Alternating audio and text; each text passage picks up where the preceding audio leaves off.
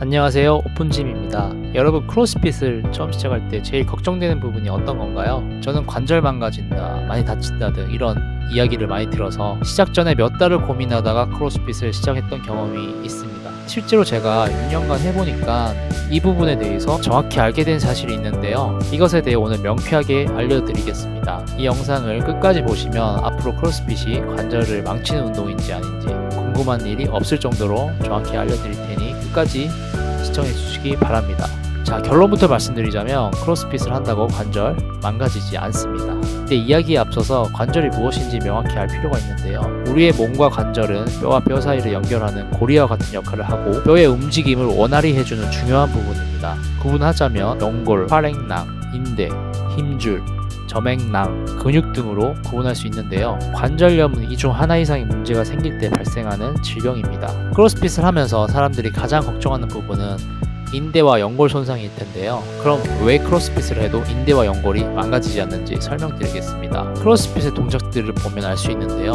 크로스핏 동작은 역도와 체조 등 역사가 깊은 운동의 기본 동작을 따왔기 때문에 인간이 해당 동작을 할 때 가장 효율적이고 안전한 방식으로 이루어졌다는 것을 알 수 있습니다. 여기서 잠깐 크로스핏 와드에 들어가는 동작들을 실제로 구분해서 말씀드려 볼게요. 이 동작은 클린이라는 역도 동작이고, 이런 철봉을 이용한 동작은 체조 동작에서 기반합니다. 그리고 크로스핏 대표 동작인 이 버피 테스트는 미국 독립전쟁 때부터 지금까지 미군에서 이어져온 훈련법 중 하나라고 합니다. 이처럼 아주 유래가 긴 동작입니다. 이와 같이 모든 동작들이 긴 시간을 가지고 많은 사람들을 통해서 보완 수정되며 이어져온 동작들이기 때문에 제대로 바른 자세로 수행한다면 다칠 확률이 아주 낮습니다. 각 운동의 자세는 다른 영상에서 자세히 한번 다뤄보도록 하겠습니다. 그리고 오히려 우리가 하는 다른 운동들과 비교해보면 오히려 더 안전하다고까지 말하고 싶은데요.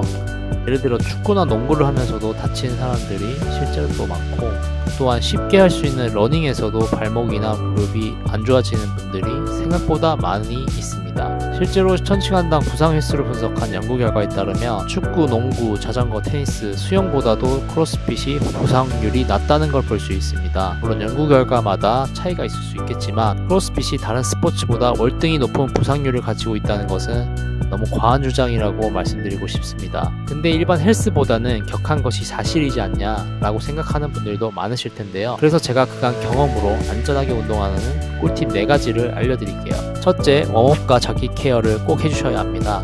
아무래도 짧은 시간 강도 높은 운동을 하기 때문에 운동 전에 반드시 스트레칭과 워밍업을 통해 몸에 열을 내줘야 하고, 운동이 끝난 후에도 가볍게 자전거를 타거나 걷는 등 쿨다운을 해주고 폼롤러 같은 마사지 도구로 트리거 포인트를 중점으로 근육을 풀어주는 게 아주 중요합니다. 둘째, 웨이트를 수단으로 하는 시간 경쟁 스포츠이니만큼 초보자는 시간을 억지로 단축시키기 위해 무리하지 않는 것이 중요합니다. 셋째, 헬스와 다르게 무거운 무게로 많은 횟수를 진행하는 경우가 많기 때문에 초보자는 평소 들 수 있는 무게에서 조금 낮춰서 와드를 수행하는 것을 추천드립니다. 왜냐하면 횟수가 많아질수록 힘이 들어서 자세가 무너지기 쉽기 때문에 조금 가벼운 무게로 해야 그만큼 부상 위험이 낮아집니다. 모든 운동이 그렇듯 어느 정도의 기초체를 갖춘다면 운동 효과가 높아지고 부상 위험도가 낮아집니다. 그러니 완전 운동 자체를 처음 하시는 분들은 수업 이외에 추가적으로 팔굽혀펴기, 턱걸이, 달리기 등을 통해 기초체력 향상에 신경 쓰는 것이 부상 방지에 도움이 됩니다. 또 이렇게 해도 다칠 수 있지 않냐. 실제로 크로스핏을 하다가 어깨나 무릎을 다친 사람들을 주변에서 많이 봤는데 그런 사람들은 뭐냐라고 하실 수도 있는데요. 첫 번째로 그런 경우는 가끔 비상식적인 코치님들이 자세를 제대로 알려주지 않고 무리하게 와드를 진행시켜서 부상당하는 경우가 있습니다.